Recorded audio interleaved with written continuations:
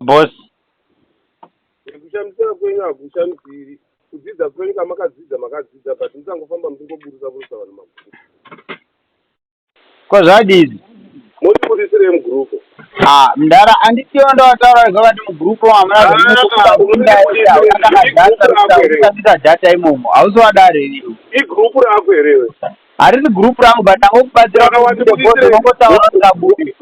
why vamwe vasina wandibudisa? Vacho kubudisa but ndakubudisa because ndikubatsire kuti usatambisa data rangu. Anditiwo inza ndikuudze kaiwa. Haunditengeri data, haunditengeri airtime, haunditengeri kana phone. Hacho nonza. Joina kutojoina grupu hauzivi ndakajoina sei hacho. Zvekujoina sei kwako kana inza wangu kudzidza kwako wakadzidza hacho ka. Zvekudzidza zvapinda pa. Chirega kuda kuita kungwarisa. Zvekudzidza zvapinda pa. Usaita zvokungwarisa zvisinei newe umwe wangu. Ndati zvekudzidza zvapinda pa. Ndanguri ndakuona vira kurespekta vamwe vanhu unonzvisa. But iwe chinoneta ndekuti uri kupopotera kudzoswa mugrupu, kupopotera vhitsirwa mugrupu, mawataura kuti hamukubatsire. Iwewe chii chiri kukugwadza?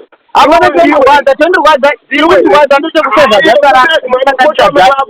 Urikutadza kuchengeta mai vako, urikutadza kusira mukadzi wako kukora uchichenesa navanhu mumagrupu. Zvine basa ari kuseke mani mukosha wamai vako iwe. Mai vanoba mani, mai vanoroya. Wana wakazvagwa hure basa regrupu rako rondipa chinyi. Nonga ndokorere. Rwadziwa. Ndokorere. Rwadziwa. Handirwadziwi negrupu. Saka uri kunditsungirei? Ndakakukuudza kuti ute mushe. Zvakunyomoraka. Ute mushe. Zvakunyomoraka. Zvotinyomora neko zvikanyomora zigondipei. Wamama. Iwewe wadini? Iwewe wadini? Ndinofara kufonera kundipomotera kuti akubudisire mugrupu. Iwe waguta nina mama. Ndatora ndine chimuti, waziona kana ndine chimuti.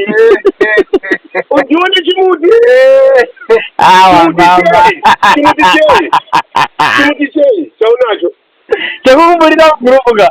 Handina kana basa negrupu ndifonera. Haiwa ndoda ngokuudza kuti unzwisise. Unondiudzei bhoza hauna chaunondiudza. Handina ndokuudza saka iwewe kundatifonera kungwadzona kubudisirwa mugrupu. Mukosha mai vako mani. Hazvina kana basa, handitiwo mai vako havana rewo. Havana. Yakapurasitwa ka? Yakarasikwa. Iwe yako yakadini?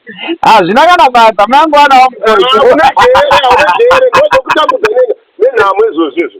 Hauna njere, ndingoteera vanhu. Handina chii? Beke rako mani, hauna pfungwa dzinozorema. But wamama ndakubudisa. Handina kana basa naro ini. Kana kudzokera ndokupinda ndoba ndokupinda futi. Ndakubudisa wamama. Inza, ndoda kunokuudza unongoona ndirimo futi. Kana ndichida unongoona ndirimo futi. Sekupinda kwandaka hausi. Ndokubudisa futi. Iwe, ndokumanise mukosha.